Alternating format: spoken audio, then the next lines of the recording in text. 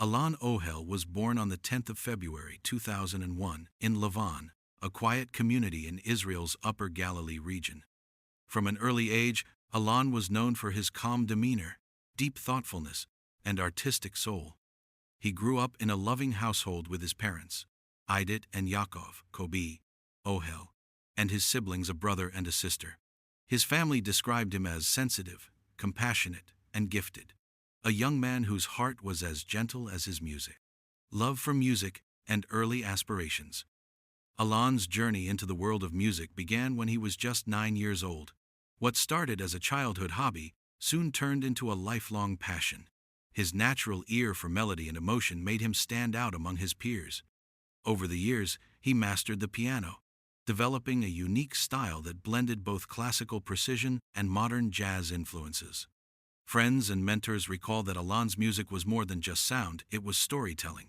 His performances were known to move audiences, expressing feelings words could not.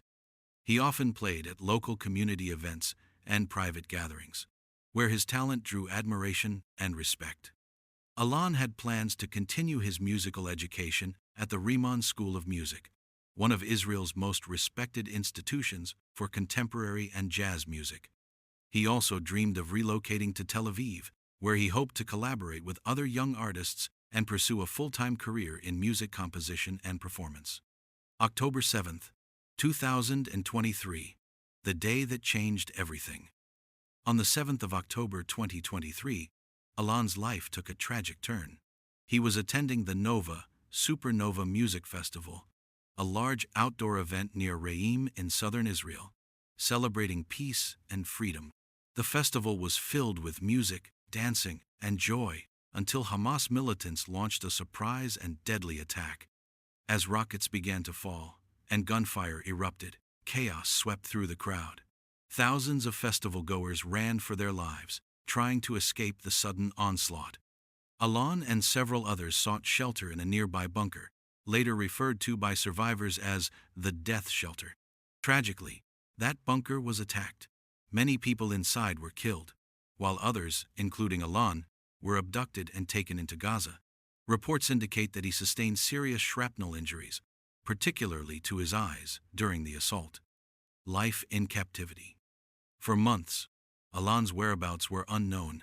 His family endured unbearable silence, holding on to hope that he was still alive.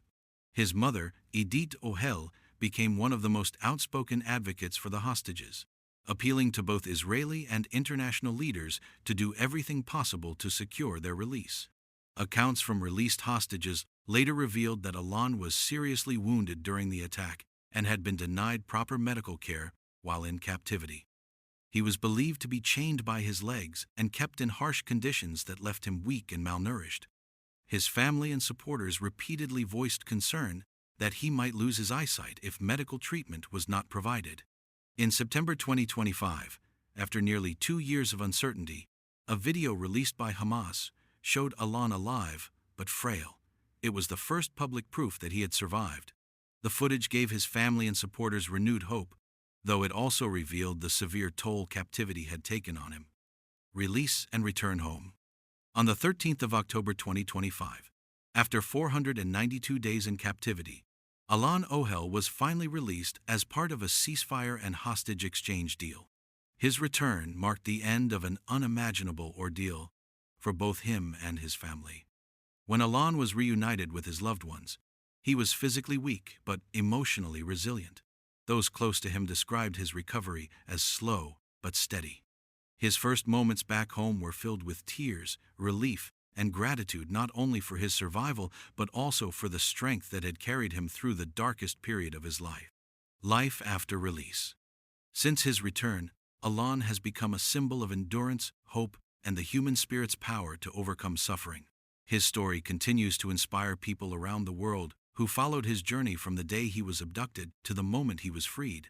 Though he is still recovering from the trauma and injuries sustained during captivity, Alon has expressed a desire to return to music. His piano, once silent for nearly 2 years, now represents healing, faith, and perseverance. Through his melodies, he continues to tell his story, offering comfort and hope to others who are still waiting for their loved ones to come home.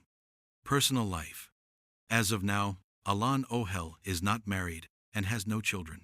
Much of his life before the abduction was devoted to music, family, and friendships. He is known to be a private person, deeply connected to his loved ones and to his art.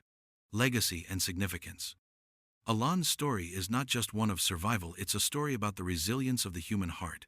Despite enduring physical pain, psychological trauma, and isolation, his return stands as a beacon of hope for families of hostages and victims of conflict worldwide.